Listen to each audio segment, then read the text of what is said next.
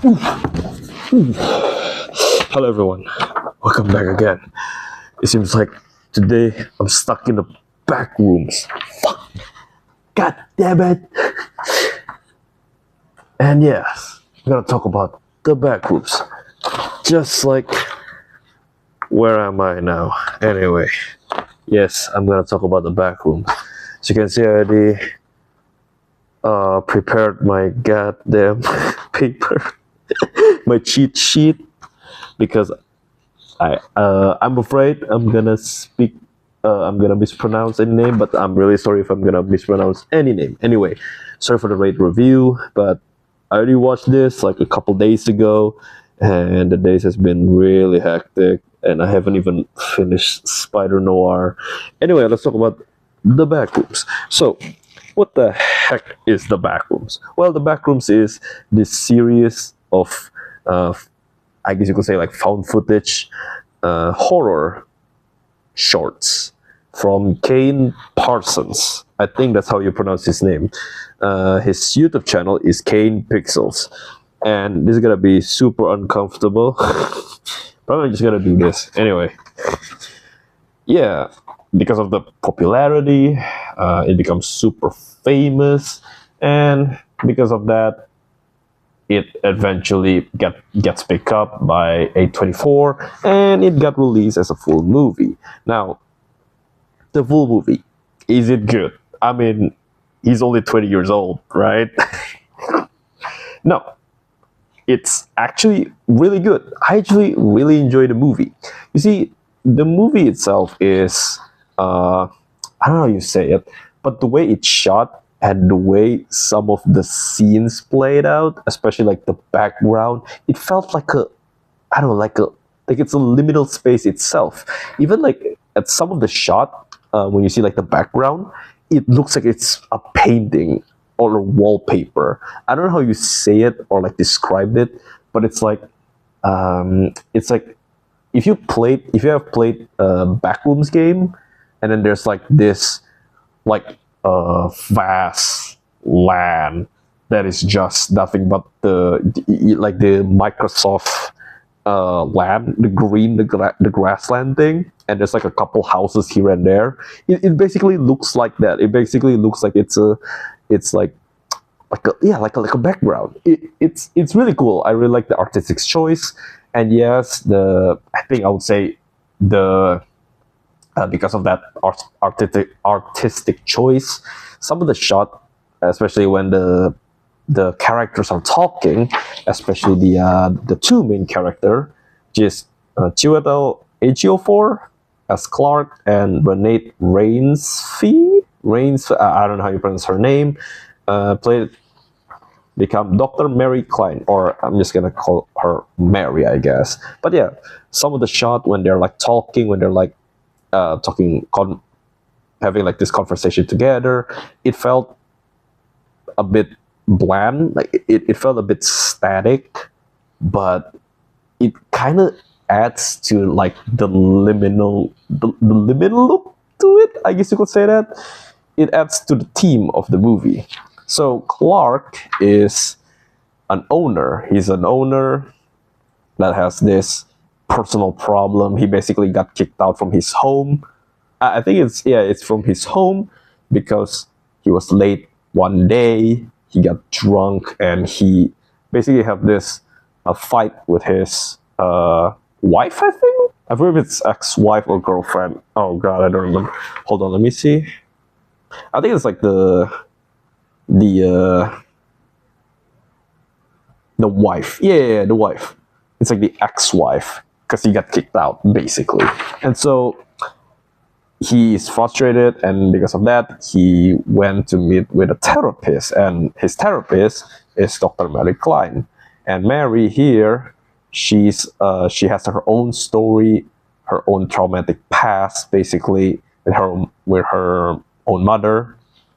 And the whole kind of main character, like the one who is technically more important, is actually Clark, because he is the one who first encountered the Backrooms, and him with his crew I think Kat and Bobby, they basically venture out to the back room and try to, like, you know, trying to make sense what is going on inside the back rooms, and also like map out.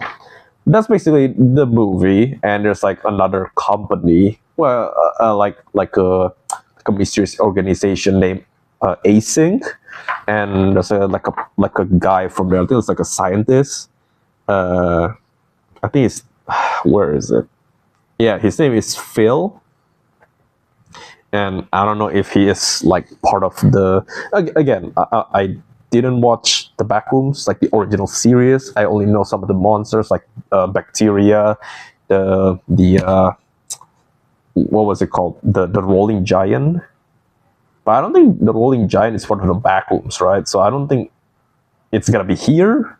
Maybe in the sequel, which I'm 100% like sure that it's gonna get a sequel, maybe a spin-off, or maybe like a TV series. Who knows? But yeah,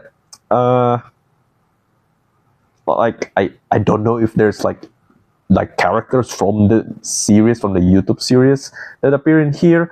But Async is basically this like organization that also found out about the Backrooms. They are ex-MRI organization, and now they're like being used by the government, focusing on researching about the backrooms, basically, and exploring the backrooms.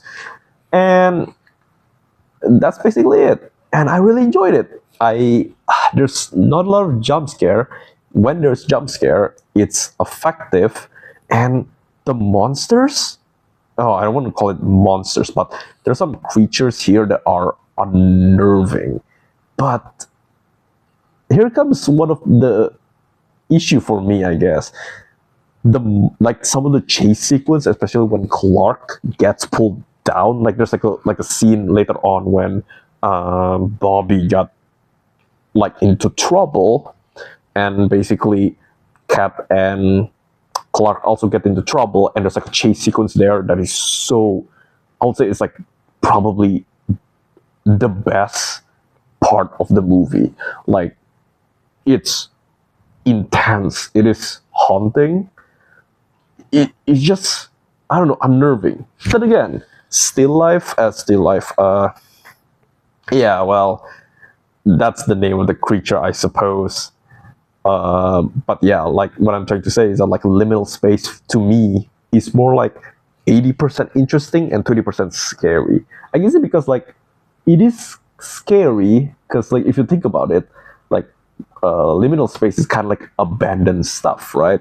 And abandoned stuff usually have, yes, it is very interesting to see like, what happened, like to understand like, like what happened into this place, or like what, like what is inside this place, what is inside this dead mall, what's going on, why is it abandoned, maybe there's some information there. But obviously the scary part is that you're quite possibly not alone there. For example, the monsters, I'm guessing the monsters like representative to druggies, right? People who use drugs, people who just lives there and basically will attack you because they're like on drugs and stuff like that. Maybe, I don't know, but I know that like urban exploring is really dangerous because of that, basically. And I'm guessing that's like the scariness part of it, is that this, I don't know, this weird, this dead empty, but then suddenly there's like this monster chasing you, like maybe the bacteria, or maybe even like the still life, right? Which in this movie, I really like the team of like, a human can forget, but a place, sometimes like, what was the quote again? It was like, sometimes the more it remembers, the less it forgets, or something. I forget what was the quote, but it was really cool to see how this place remembers the thing that human usually forgot, but it remembers in a way that they don't, like the place itself doesn't know what it means, but it tried to recreate it. I mean, it's basically summarized within a single quote that they say, which is like what if you meet a person and a person who doesn't know what a dog is, but ask them to draw a dog, the person obviously will draw a dog, but you know, you can describe it to them what a dog is, but that person who never sees a dog will draw a dog that is like based on your description, but it's, you know, it's not gonna be 100% perfect to a real dog. And that's basically the theme of this movie. And the theme gets into the monsters as well, and also like the place, basically the backrooms as well. And I'm really glad it's not just the yellow piss filter, like the yellow office part. Is also like a lot of stuff, a lot of more creative and unique and actually like interesting abandoned place. It's really cool. I really enjoyed it. But yeah, there's some parts as well, like especially towards the end, like I don't know, like the monsters when you got revealed. Yeah, some of them are unnerving, but I don't know, like some of the monsters are just, I get it, it is supposed to be uncanny, right? And I know there's a lot of people who have the fear of uncanniness, right? Especially uncanniness on a human face. But to me, the only, I would say the only like creepy and intense part is just when you see them in the dark. But when you see them on the bright lights right now, you see like their faces, you see their details. It kind of ruins their scariness, their creepiness, their unnervingness. But again, that's just me. Maybe it's not for me. Who knows, right? But I'm sure there's also a lot of people who's gonna get creeped out and freaked out by this movie. Anyway, so yeah, that'll be it. I'll give this movie, the Backrooms movie, an 8 out of 10. It's really good. It's a very high 8. And yeah, I hope you guys watch this movie as well. Please support a very young and talented 20-year-old YouTuber, right? But yeah, anyway, it's time to go to the spoiler section. 3, 2, and 1. Yeah, spoiler. I don't think I'm gonna spoil a lot because I really want. Where's my paper? Dang it! Oh god, I missed my paper. Oh no, I couldn't move because I'm stuck in this backroom space. Anyway, so yeah, like who died in this movie? So at the first scene, there's like a researcher who gets attacked. He sees a seagull that comes in. So turns out the door is not only on Asing's building, but also like everywhere on Earth. And I guess this is kind of like one of the things that I forgot to mention, that I kind of wish the movie would be more of like characters that like fall down instead of like finding out, you know, like this one spot on a certain building, especially on the Captain's Clark Ottoman Empire department store, furniture store building, in like this one spot, and it just infinitely always opens like the gateway, the portal to Backrooms. I kind of wish it's more of like people just randomly fall down and missing people, you know, like, oh, missing persons case, or just like cold cases. There are just like people that, you know, fall down or no clip to the Backrooms. I think that will be much more interesting of a movie. Maybe there will be the sequel, who knows? But yeah, so the first guy died, and we kind of understand that there is a threat that we couldn't see because, you know, it's like this body cam footage, just like the Backrooms, you know, series, right? And that's basically it. And then basically Clark, he is actually the antagonist, and I kind of wish there's like a bit more of a time when he becomes evil. But honestly, thinking about it again, there are a lot of details in this movie that is like not overly said to the audience, but you have to like look for the details. For example, like Clark, right?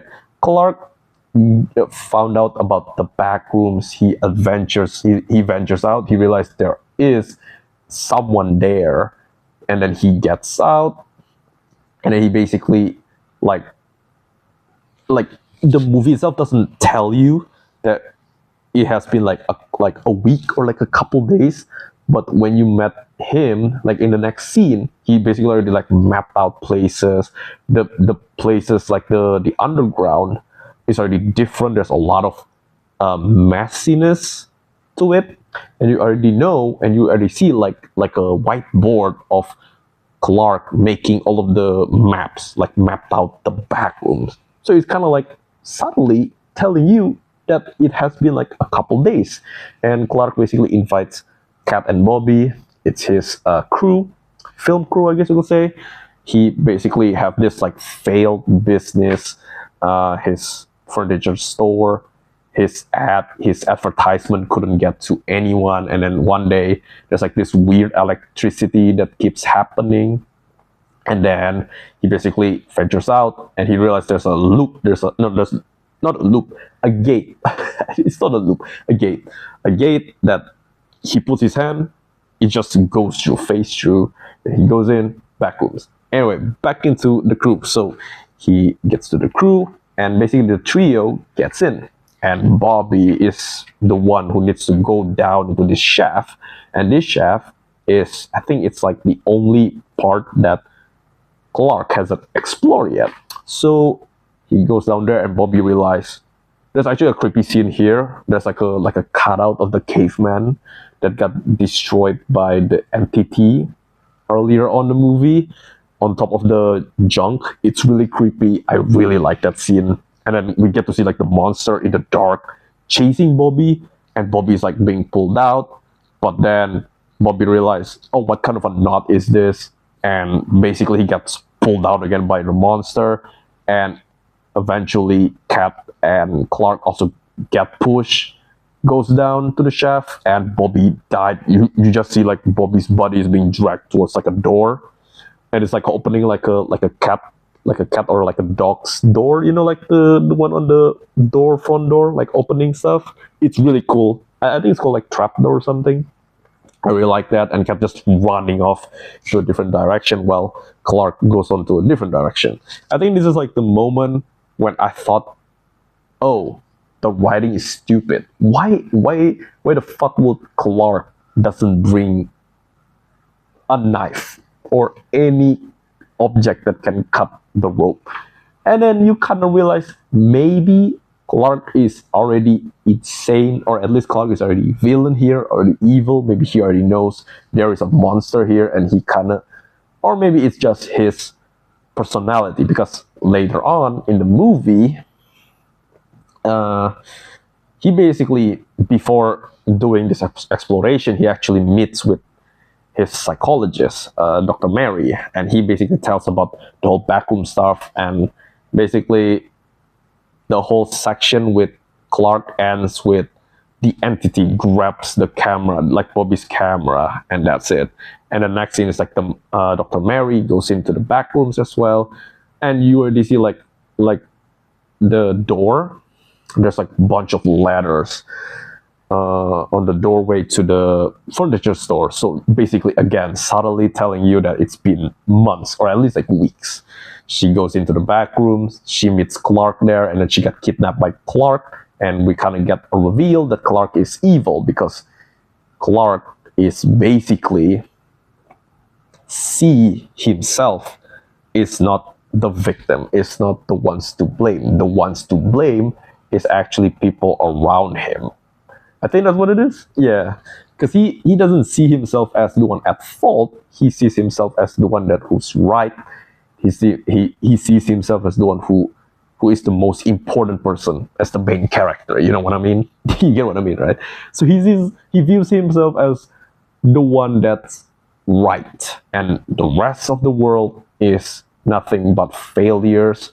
And then he kind of talks with Mary, and then you kind of see like there are like still life. So still life is basically like the backrooms trying to draw human, but the backrooms doesn't know what a human is, so they just draw what they think is a human, and with the information that they gathered from the real world. So for example, like there's a Barbara still life, you can see her face is like multiple faces, like you can see like her eyes is like there's like 3 eyes or something like that. There's like a guy that's like clicking in and out, on and off, like a light bulb switch. You can see like his eyes like up here, and the other one is like here. like down here it's like melting, stuff like that. There's like another guy who's bearded guy, and Clark is like stabbing a knife to his neck and gutted him out, and you can see like his organs is actually like stuffings, like a cotton stuffings, and he basically tells, hey look, like the still life, they couldn't feel anything.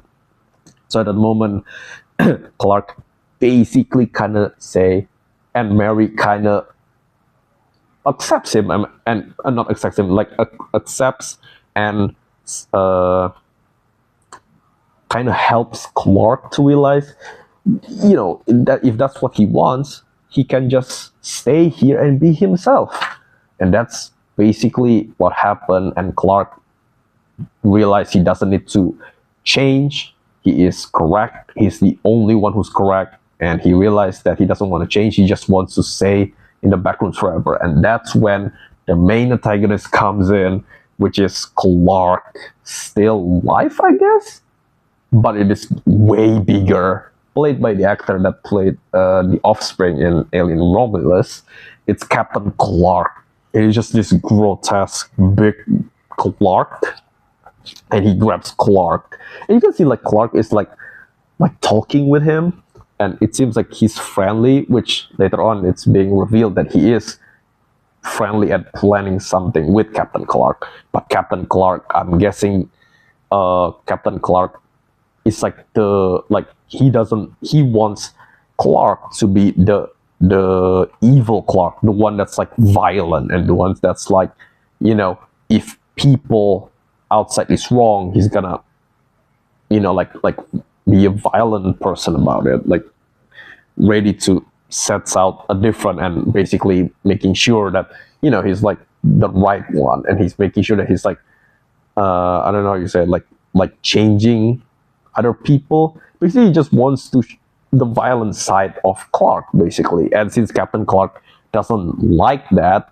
Clark now is changing, and he basically just content living normally in the back rooms, he grabs Clark and he bites his shoulder, and you can just hear on the background he's being ripped apart, or like being bitten and killed. Basically, it's like it's not being shown, but there's some gore, but it's not too violent. But the audio is terrifying. It's gruesome, the audio.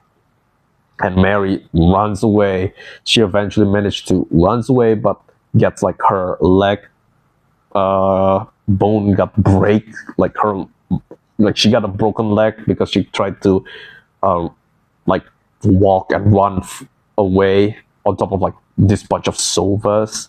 There's like a great scene here with, if you're afraid of heights, be prepared.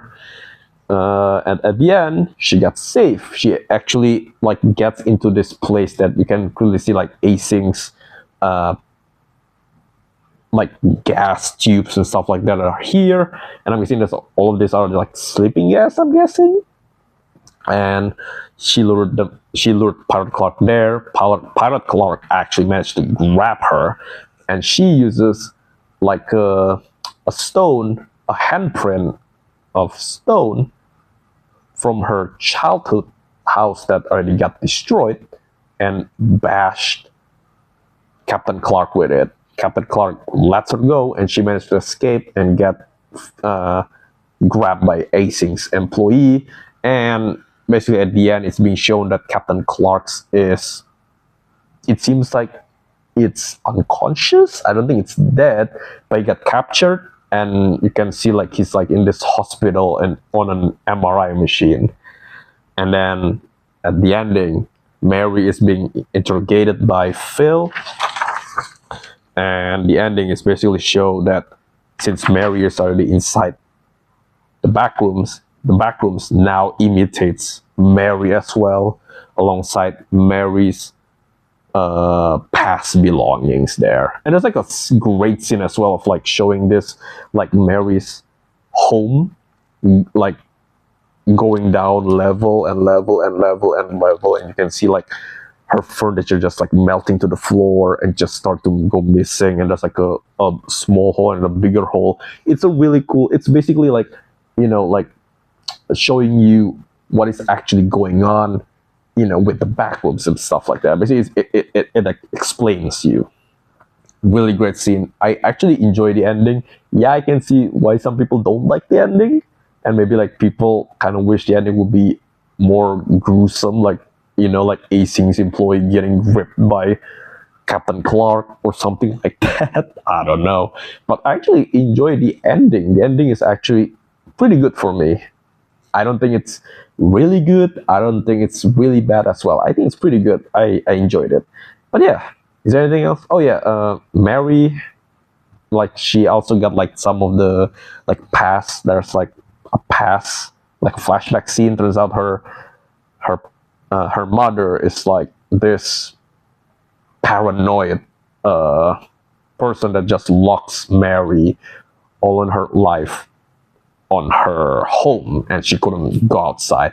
I don't know why. Is it because maybe she had terrible relationship with her husband? Maybe she's like one of those paranoid person about like, oh, the government is like watching us to everything, and we need to like cover every single part of our house with like newspaper and like aluminum foil. I don't know, but basically she has this mental illness, and because of that, you can clearly see she's damaged, she's traumatic.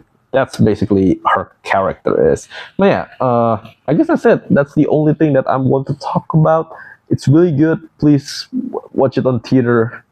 We just got it recently here in Indonesia.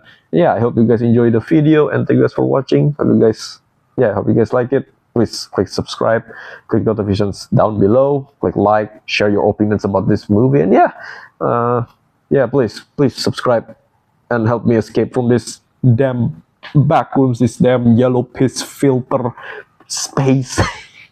Anyway, thank you for watching, and goodbye. I'm trying to get out. Fuck. I can't move.